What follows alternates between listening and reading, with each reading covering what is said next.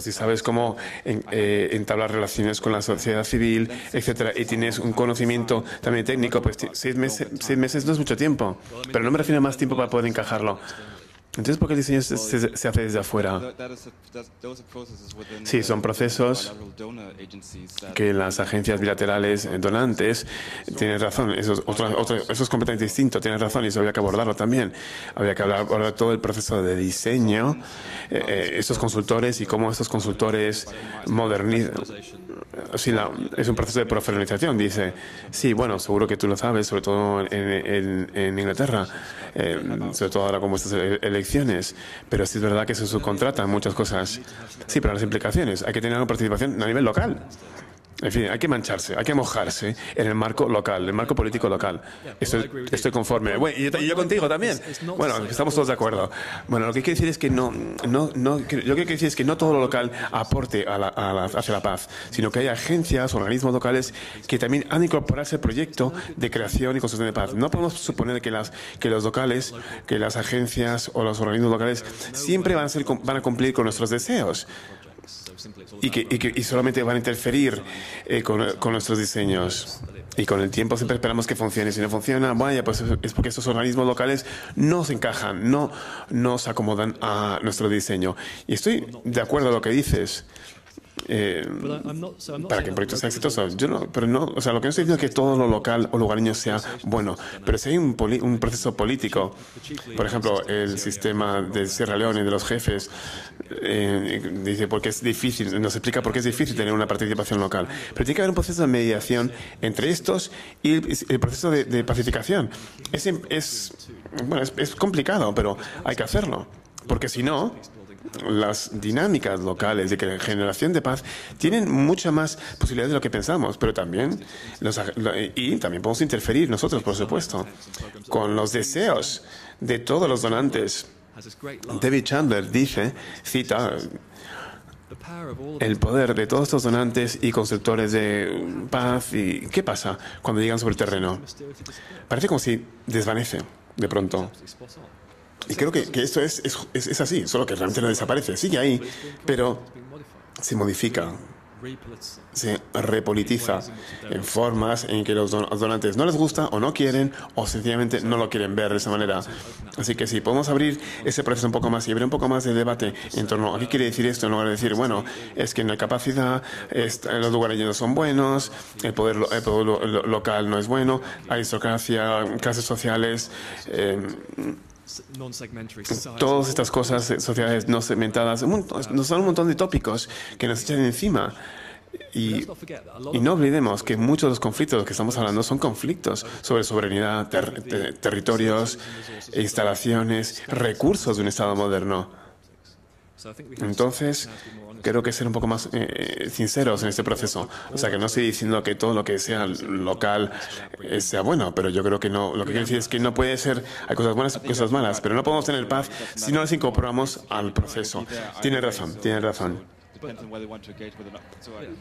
Así que depende, pero también creo... Vaya, se me ha olvidado lo que iba a decir. Bueno, si puedo responder a los otros dos puntos. Porque luego podemos hablar de, bueno, ¿qué es construcción de la paz con estos organismos o agencias locales? Bueno, pues siempre hay estándares internacionales, democracia, ideas generales, la sensación de necesidad de una representación. Pero eso no digo que esto tenga que desaparecer y ni socavarse por ese proceso de mediación que he dicho. Sino la cuestión es cómo entendemos proceso, la paz a medida que pasa por ese proceso político. Si me permites, ¿puedo decir una cosa? No, claro. También es que desde fuera hay que tomar decisiones también y decir si queremos realmente trabajar con lo que estamos viendo. Creo que está bien decir, bueno, pues mira, no queremos con este interlocutor porque vemos que está asesinando a gente que no nos gusta y tiene su poder para hacerlo y tiene autoridad para hacerlo. Y sencillamente aceptamos que esa así porque no podemos hacer nada. O estos jefes de bandas, o esas diferencias de género, o lo aceptamos y o decimos no queremos porque no estamos de acuerdo con ello. Es decir, tenemos que rendir cuentas acerca de lo que estamos haciendo, y también los donantes. Pero también tienen el derecho de decir, mira, como lo estamos pagando nosotros, queremos ver una serie de resultados. Y si no queréis esos resultados, pues entonces, vale, pues entonces nosotros tampoco apoyamos nuestro proceso. Entonces yo creo que estás hablando también es un poco más hay que tener un poquito más de rendición de cuentas. También primero los lugareños y los donantes creo que también tienen decir, pero creo que no se atreven a hacer más. Bueno, yo realmente no sé si los donantes pueden decir eso, por lo que hemos comentado. Yo diría, los donantes tienen derecho a hablar de plantear una serie de normas y estándares propios, por supuesto.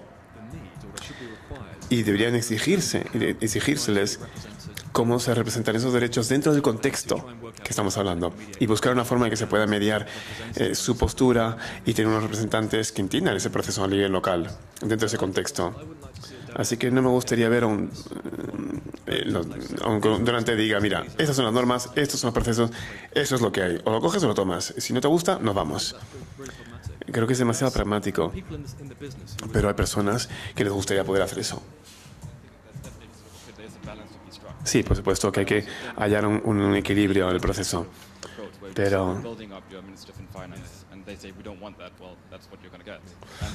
entonces, claro, al final van a hacer lo que quieren, porque realmente lo que están haciendo porque al final lo que están haciendo es un proceso de simulación.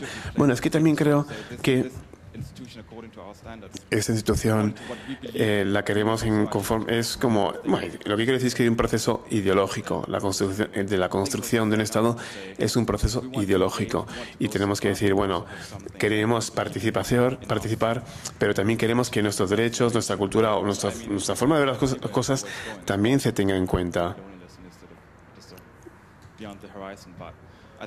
Y creo que también es un tema que se debe plantear. Y creo que a los donantes no se les da muy bien porque tienen que gastarse esos fondos, porque si no, por ejemplo en Londres, todos los donantes bilaterales tienen un presupuesto que tienen que emplear en algo, si no tienen que rendir cuentas de por qué no lo han hecho. Entonces hay un poco de presión en ese sentido. Sí, bueno, por eso vemos la degradación del organismo y la agencia a nivel local, de potenciarles, porque los donantes ven que tienen algo que les parece válido y que tienen que llevar al terreno. Como hay un sesgo metodológico y no hay una forma y no tienen capacidad para negociarlo y llevarlo al terreno, entonces llegan sorpresas, al final llegan sorpresas, porque el resultado no es una cosa a la que puedan informar de forma que estén contentos todos. Así que esto nos lleva a tu punto de poder incorporar nuevas metodologías para asegurarse que los legisladores no solamente intenten, cambien de opinión cuando no tengan una respuesta o no encajen las cosas como ellos quieren. En lugar de caminar por un camino muy resbaladizo, mucha gente lo que hace es que dice, pues yo voy a intentar subir por este otro sistema jerárquico. Yo hice un trabajo recientemente porque me interesaban mucho lo que estaba haciendo el trabajo de Francis Fukuyama. Él dijo, no hay un estado estable en esta región porque es una sociedad segmentada, no se pueden movilizar de cara a objetivos nacionales, la corrupción, la élite se concentra poder en una élite, no lo comparten, no hay posibilidad, por tanto, porque la gente no está acostumbrada a funcionar en un contexto Estado mucho más amplio. Es un factor cultural muy... En fin, toda una serie de argumentos culturales. Y cuando vas a este país, a esta región, ves que ese no es realmente el caso, ni siquiera representativa de lo que está sucediendo con los donantes. Los donantes no dicen, mira, esos son atrasados, bárbaros, caníbales, que es un poco la implicación de este autor, que es un poco una visión un poco anticuada de la sociedad en esta región. Y dentro de la comunidad de legisladores, y esto está hablando de la cita Solomón, y desde Australia y Nueva Zelanda hay abogados constitucionales que están intentando trabajar en incorporar las tradiciones locales de esos lugareños. Están intentando crear una constitución postliberal para un Estado en que se tengan en cuenta también las formas culturales de tenencia de terrenos, jerarquía, etc. Todo esto se pueda democratizar e incorporarlo dentro de una constitución de un Estado liberal. Y eso es un proceso interesante dentro de los donantes. Nadie está escribiendo sobre este proceso, pero es interesante. Y creo que podemos hacer mucho más en este tipo de procesos, en que se entiendan y que se incorporen los procesos de los lugareños, la cultura y la forma de entenderse la política de los lugareños a esos procesos. Pero no nos desviamos del lema de esta conferencia y de los derechos y de las experiencias de las personas que participan en estas misiones de paz o de construcción de paz. Porque al final se trata de construir la paz para personas. Y yo creo que el peligro que podemos atravesar si nos centramos únicamente en un proyecto impulsado desde el donor, del donante, que tiene una serie de prioridades, un presupuesto que tengo que gastar, presentar unos resultados en torno a ese presupuesto y seguimos adelante. Y nos olvidamos realmente del trabajo que tenemos que estar haciendo. ¿Puedes, Óscar? Rápido. Voy muy rápido. Soy Óscar Mateos, también del Grupo de Estudios Africanos. 3 preguntas quizá ya un poco han salido, ¿no? No han salido, sino que lo has ido comentando. La primera va vinculada con un poco la evolución de la literatura, ¿no? Es decir, realmente vemos que la literatura sobre la construcción de paz, en concreto la construcción de paz posbélica, está en un momento donde el cuerpo teórico crítico está en verdadero auge, ¿no? Y está empezando realmente a ser absorbido pues incluso por todos los actores más liberales, ¿no? Si en los 90 había un vacío de ese cuerpo crítico, ahora, ¿no? Realmente el propio, yo qué sé, pues Roland Paris, etcétera, están haciendo planteamientos desde un cierto, ¿no? Quizá revisar un poco la literatura o las prácticas de la construcción de paz posbélica, pero desde la existencia de contradicciones, dilemas, etcétera, ¿no? Y hay un cuerpo crítico que va mucho más allá y eso, como tú decías, desde la propia Naciones Unidas están empezando a hacer escritos donde asumen los errores, las críticas. La primera pregunta sería, ¿esto es una buena noticia? ¿O hacia dónde puede ir el hecho, ¿no? Casi sistemático que el actor liberal o los actores liberales asuman la crítica y la reconstruyan para relegitimarse dentro del espacio académico, práctico, ¿no? Por aquí iría la primera pregunta. La segunda respecto a lo híbrido, ¿no? Que has comentado.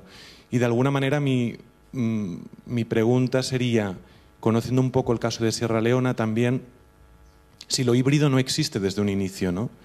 En el sentido de que los agentes que trabajan, por ejemplo, para agencias de donantes concretas como DFID desde un inicio, saben perfectamente, o así lo asumen o así lo reconocen, que los actores locales, las élites, no tienen capacidades locales para implementar toda la agenda de la paz liberal. Por lo tanto, asumen que no van a poder implementar todo su proyecto, sino que tienen que ceder un terreno a, bueno, realmente algo pragmático, lo que se puede hacer.